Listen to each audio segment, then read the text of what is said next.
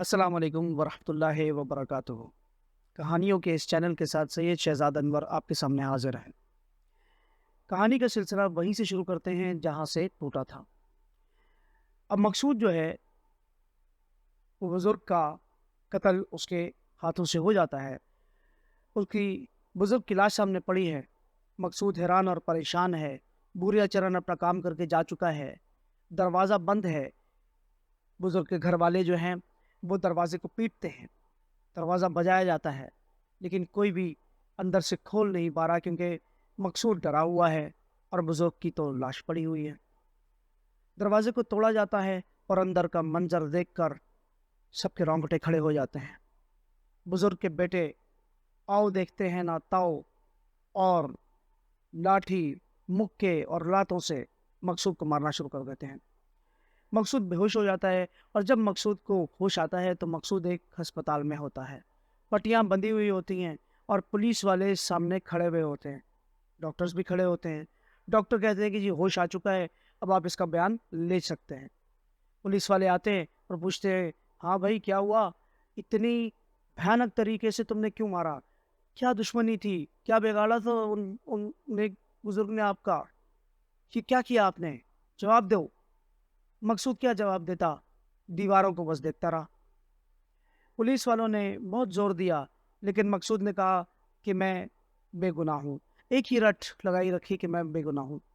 अब मकसूद की बेगुनाही का किसी को यकीन भी नहीं आ सकता क्योंकि सारे शवाहिद मकसूद के खिलाफ जा रहे हैं। अदालत में केस चलता है और मकसूद को फांसी की सज़ा हो जाती है। मकसूद बहुत ही ज़्यादा रंजीदा भी होता है और फिर अपने आप से समझौता भी करता है। उसको अपने आप को ये समझाने में ज़्यादा देर नहीं लगती कि मकसूद तुम्हारा अंजाम यही है। जिस गंदे और जिस भयानक काम में तुमने हाथ डाला था, उस काम का अंजाम तो यही है। अब मकसूद के घर वाले आते हैं, रोना पीटना शुरू हो जाता है और फिर मुलाकात का वक़्त ख़त्म हो जाता है। एक तारीख दे दी जाती है कि जिस तारीख को मकसूद को फांसी दी जाएगी। मकसूद अब काल कोठरी के अंदर फांसी का इंतज़ार कर रहा है और फिर वो दिन आ गया जिस दिन दो पुलिस वाले फांसी घाट तक मकसूद को ले जाने के लिए अपने साथ आते हैं और फांसी घाट तक ले जा रहे होते हैं। दोनों पुलिस वालों ने मकसूद को बिल्कुल छोड़ा हुआ होता है और मकसूद उनके साथ अकेला जा रहा होता है। मकसूद की तरफ बड़ी ही हकारत और नफरत की निगाह से वो देख रहे होते हैं और मकसूद को अपनी मौत सामने नजर आती है। अपनी लाश फांसी घाट के ऊपर टंगती हुई और झूलती हुई नजर आती है। अब मकसूद जो है वो आगे बढ़ रहा है। अचानक उसको ऐसा लगता है कि उसके कंधे पर कोई सरसराहट है, कोई चीज़ चल रही है, समझ में नहीं आता। और फिर वो जब बहुत ज़्यादा सरसराहट होती है, जब मूवमेंट बहुत ज़्यादा महसूस होती है, तो इस तरफ देखता है और वही मकड़ी बोरिया चरण के सर के साथ और धड़ जो है वो मकड़ी का, और वो मकड़ी यानी कि भूरिया चरण मकसूद के कान में बड़े आराम से कहता है, मज़ा आ रहा है मियाँ साहब, अभी झूला झूलोगे? क्या कहा था? क्या कहा था मियाँ साहब? लटक गए ना? अरे बचवा, कौन बचावेगा तेरे को? कौन बचावेगा तेरे को? अभी भी वक्त है तेरे पास, तुम्हारे पास अभी भी वक्त है। हमारी बात मान लो और ऐश करो, ऐश हमको पहुंचा दे और कर ऐश, कर ऐश। मकसूद बड़ी हकारत से उस मकड़ी की तरफ देखता है और कहता है कि क्या अब मैं बच सकता हूँ? सामने फांसी घाट है, ये मुझे ले जा रहे हैं। तो बुरिया चरण कहता है, तू एक दफ़ा बोल के तो देख, फिर देख हम क्या कर सकते हैं। और अगर तू समझता है कि ई फांसी घाट में तुझको फांसी लग जाएगी, हम होने देंगे, ऐसा तो होने नहीं लगा। मकसूद कहता है क्या मतलब? बोलता बोल देखता जा। और फिर मकड़ी एकदम बड़ा होना शुरू होती है और फिर एक छोटे से बौने का शक्ल इख्तियार करती है। बुरे चरण एक बौने की शक्ल में सामने खड़ा होता है और वो मकसूद का हाथ पकड़ के इंतहाई गोली की रफ्तार से मकसूद को भगा कर ले जाता है। अब सामने दरवाज़ा है जिससे बाहर जाना है और वहाँ पर संतरी जो हैं वो राइफल सीधा तान कर गोली मारने ही वाले होते हैं कि एक दूसरे की तरफ रुक करके दोनों सिपाही एक दूसरे को मार देते हैं और धमाके के साथ सब कुछ वहाँ पर एक धुआं फैल जाता है और फिर दरवाज़ा खुलता है। जब मकसूद تو सांस में सांस आता है तो वो देखता है कि इमली के एक पेड़ के ऊपर बहुत भूरियाचरण ने उसको बिठाया होता है। भूरियाचरण उससे कहता है कि देख, सुबह तक सारे तेरी तलाश में निकल जाएंगे, सुबह तक यहीं बैठी हो, तेरे घर वाले भी आवेंगे तेरी लाश लेने के लिए, यहाँ से हिलना मत, बड़ा घना दरख्त है, कोई नहीं देखेगा तेरे को। और सुबह जब ये सब तेरी तलाश में यहाँ चले जाएं और यहाँ पर बहुत कम नफरी, तो नज़र बचा के सीधा रेलवे स्टेशन पहुँचियो और रेलवे स्टेशन से किसी और शहर में जाइयो और मेरे काम के बारे में सोचियो और सोच लेवेगा, ऐसी ऐस करेगा, ऐस तू भी करेगा, ऐस मैं भी करूँगा, कैश तुझे भी मिलेगा, ऐस मुझे भी मिलेगा। तो तुहार काम तो करना है बचवा, अब देख हम तेरे को कैसे ऐश करवाते हैं। बात नहीं मानेगा तो फिर मुसीबतें तेरे साथ और बड़ी बड़ी आवेंगी। अब हम चलते हैं।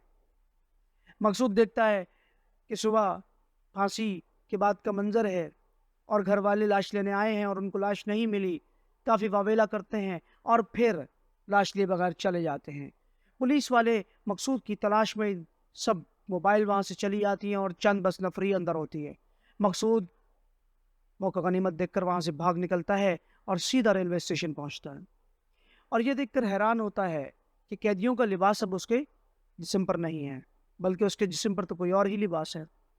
मकसूद फ़ौरन जो सबसे पहले ट्रेन आती है उसके अंदर बैठ जाता है। मकसूद को डर होता है कि टिकट तो उसके पास है नहीं और टिकट खरीदने के उसके पास पैसे नहीं हैं। बहरहाल अब मकसूद सोचता है कि जो भी नया स्टेशन आएगा उसके ऊपर वो उतर जाएगा।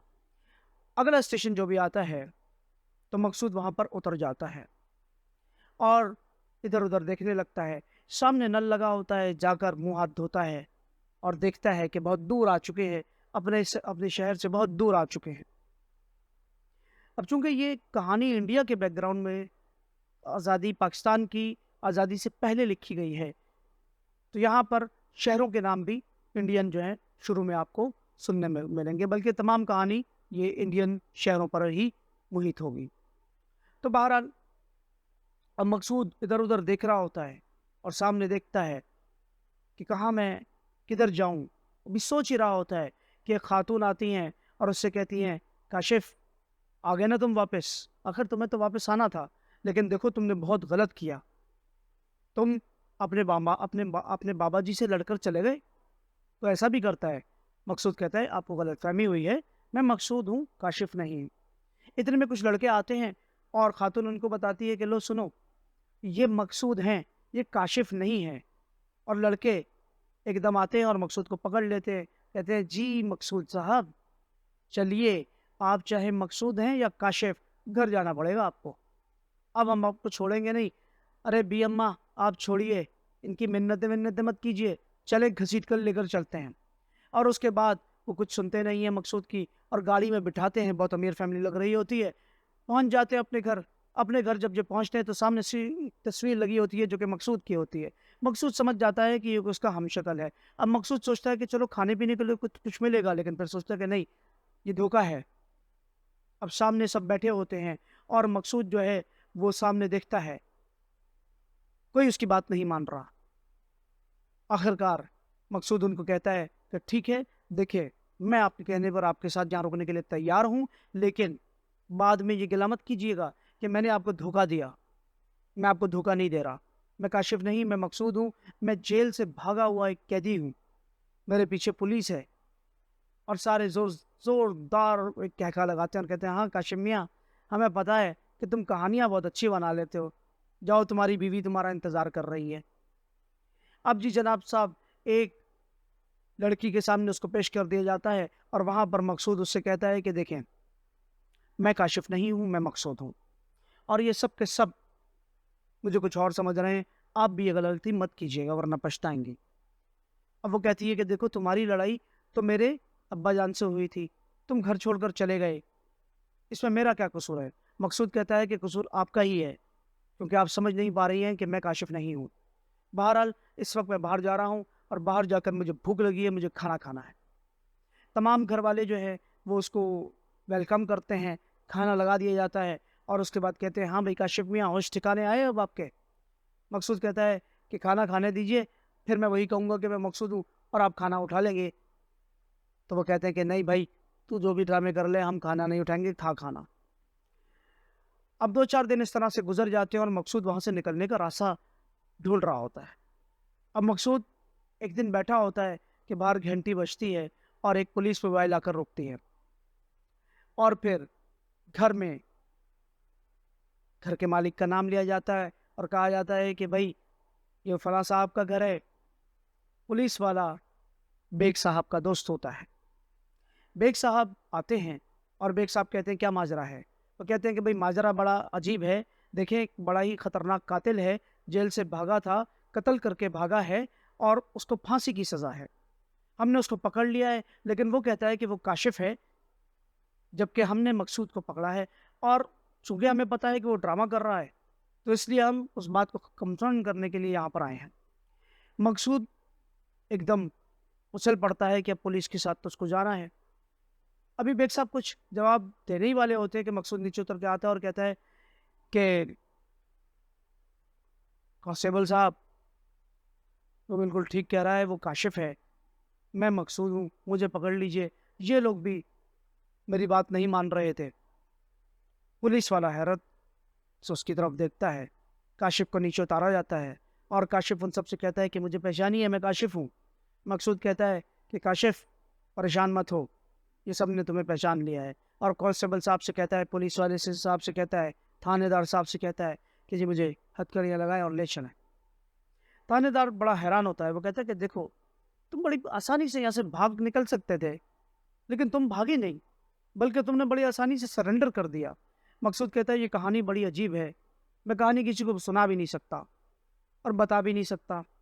जिस कत्ल की सज़ा मैं भुगतने जा रहा हूँ वो कत्ल मैंने नहीं किया, जो पुलिस वाले कत्ल हुए वो भी मैंने नहीं किए, लेकिन जाहिर है आप तो इस बात को मानेंगे नहीं।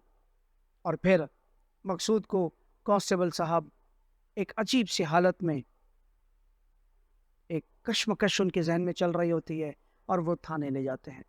बेग साहब की फैमिली मकसूद का केस लड़ने की बहुत कोशिश करती है, लेकिन मकसूद कहता है कि बेग साहब आप बहुत अच्छे लोग हैं, लेकिन देखिए इस वक्त मेरी जो मदद करेगा वो मुसीबत में आ जाएगा, इसलिए आप खुदा के लिए मेरी मदद मत कीजिए। मकसूद को जेल में डाल दिया जाता है। अब केस नए सिरे से चलना है और उसमें टाइम लगना है। अब मकसूद जो है वो देखता है कि कुछ बाहर हंगामे हो रहे हैं, पुलिस वाले परेशान इधर उधर घूमते हैं, कैदियों की एक वैन आती है और उसमें तमाम कैदियों को डालकर उस स्टेशन से बड़ी दूर ले जाया जा रहा होता है। मकसूद पूछता है क्या हो रहा है। तो कहते हैं कि भाई वहाँ पर हंगामे हो गए हैं, ठीक है, तो अब हमें आपको शहर से दूर ले जाना पड़ेगा, क्योंकि वो लोग थाने के ऊपर हमला करने वाले थे, इसलिए हमें आपको बचाकर दूर हम लेकर आ रहे हैं। और फिर शहर से दूर एक जगह पर पहुँच जाते हैं। मकसूद रोज़ाना की तरह अपने कामकाज में वहाँ पर लग जाता है और उसको जो ड्यूटियाँ दी जाती हैं मकसूद बड़ी खुशी से वो पूरी करता है। कांस्टेबल साहब, थानेदार साहब, जेलर साहब सब मकसूद से बहुत खुश होते हैं और कहते हैं कि यार हमें पता नहीं, मैं समझ में नहीं आ रहा कि तुमने ये कत्ल कैसे कर दिया। मकसूद कहता है कि समझ में तो मुझे भी नहीं आ रहा, लेकिन बहरहाल नसीब का खेल यही है। अब मकसूद रोज़ाना की तरह काम कर रहा होता है कि एक दिन एक पुलिस वैन आती है और उस पुलिस वैन में से एक शख्स को उतरता हुआ देखकर मकसूद के पैरों तले से ज़मीन निकल जाती है। ऐसा क्यों होता है? क्योंकि मकसूद किसी अपने को देखता है, अपने भाई को देखता है, और वो भी कैदियों के लिबास में, वो भी जेल के अंदर। एकदम मकसूद के मुंह से निकलता है, ओह खुदा, ये मैंने क्या कर दिया।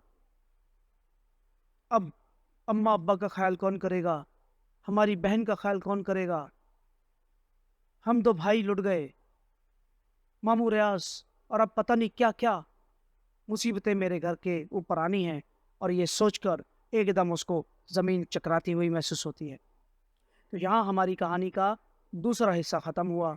अब हम अगली कहानी पेश करेंगे। इससे पहले अगर आपको मेरी ये कहानी पसंद आई, मेरा चैनल पसंद आया, तो लाइक, शेयर और सब्सक्राइब करते जाइएगा और ज़्यादा से ज़्यादा अपने दोस्तों के साथ इसको शेयर कीजिएगा। जज़ाकल्लाह। अस्सलाम वालेकुम वरहमतुल्लाहि वबरकातुहू।